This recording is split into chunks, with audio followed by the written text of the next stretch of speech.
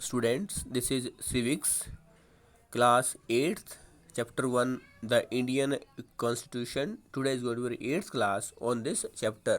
अब तक हमने समझा कि भारत का संविधान दुनिया का सबसे बड़ा लिखित संविधान है, रिटन कॉन्स्टिट्यूशन है। और हमारे संविधान की विशेषताओं में पहली विशेषता है फेडरलिज्म यानी संघवाद, जिसका अर्थ है कि हमारे देश में जो सरकारें हैं वो 3 स्तर पर बनती हैं, स्थानीय, राज्य और केंद्रीय स्तर पर। दूसरी विशेषता है पार्लियामेंट्री फॉर्म ऑफ गवर्नमेंट। हमारे देश में कानून बनाने के लिए संसद नामक संस्था की व्यवस्था है। और आज हम तीसरी विशेषता की बात करेंगे, सेपरेशन ऑफ पावर, शक्तियों का बंटवारा।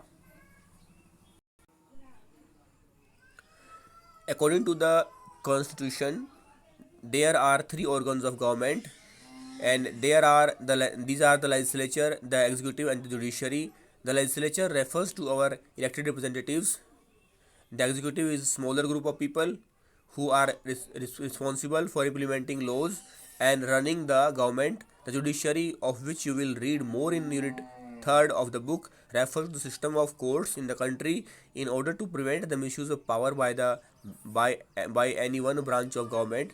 The Constitution says that each of these organs should exercise different powers. Through this, each government acts as a check on the other organs of the government, and this ensures the balance of power between all three. हमारे देश में जो संस्था कानून बनाती है उसे राज्य के स्तर पर विधानसभा कहा जाता है और केंद्रीय स्तर पर पार्लियामेंट कहा जाता है और इसी को लेजिस्लेचर कहा जाता है।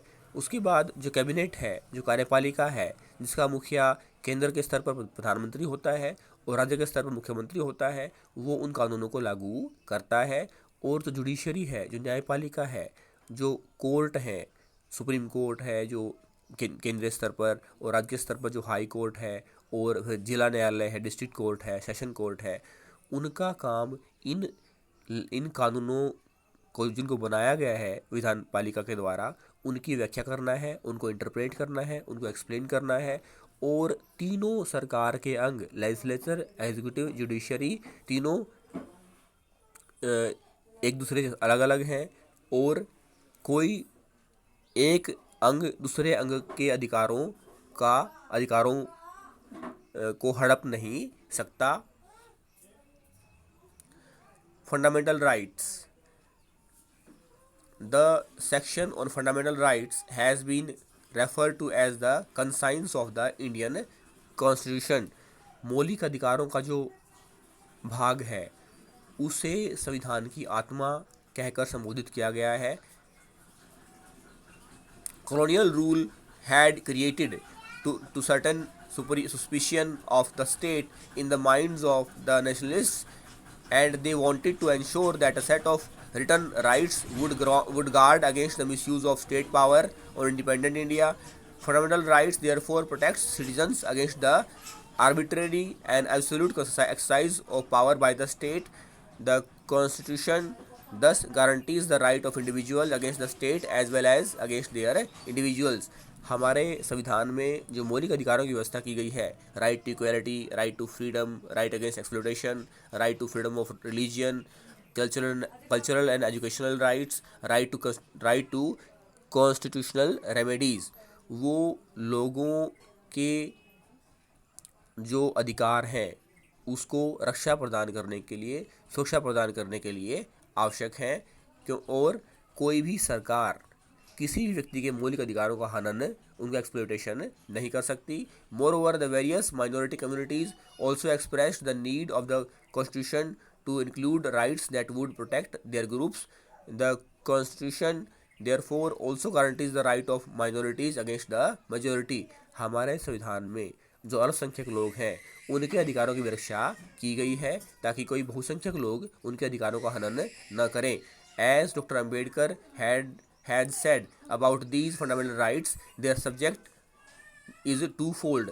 The first objective is that every citizen must be in a position to claim rights, and secondly, these rights must be binding upon every authority that has got the power to make laws. इस तरह से न केवल एक वर्ग दूसरे वर्ग के अधिकारों का शोषण नहीं कर सकता, बल्कि जो सरकार है, जो चुने हुए लोग हैं, वो भी लोगों के मौलिक अधिकारों की रक्षा करेंगे। In addition to fundamental rights, the constitution has also section called Directive Principles of State Policy. This section was designed by the members of the Constituent Assembly to ensure greater social and economic reforms and to serve as a guide to the independent Indian state to institute laws and policies that help reduce the poverty of the masses. मौलिक अधिकारों के अलावा हमारे देश के संविधान में नीति निर्देशक सिद्धांत डायरेक्टिव प्रिंसिपल्स दिए गए हैं। हालांकि वो सामाजिक और आर्थिक समानता के लिए आवश्यक हैं कि लोग सामाजिक और आर्थिक रूप से समान हों। हालांकि इनके पीछे कानून की शक्ति नहीं है। अगर कोई व्यक्ति हमारे मौलिक अधिकारों का हनन करता है या कोई सरकार ऐसा करती है, तो हम जो सुप्रीम कोर्ट है, जो हाई कोर्ट है, उसका दरवाज़ा खटखटा सकते हैं। लेकिन डायरेक्टिव प्रिंसिपल्स के उद्देश्य में के संदर्भ में डायरेक्टिव प्रिंसिपल्स के संदर्भ में हम ऐसा नहीं कर सकते। थैंक्स।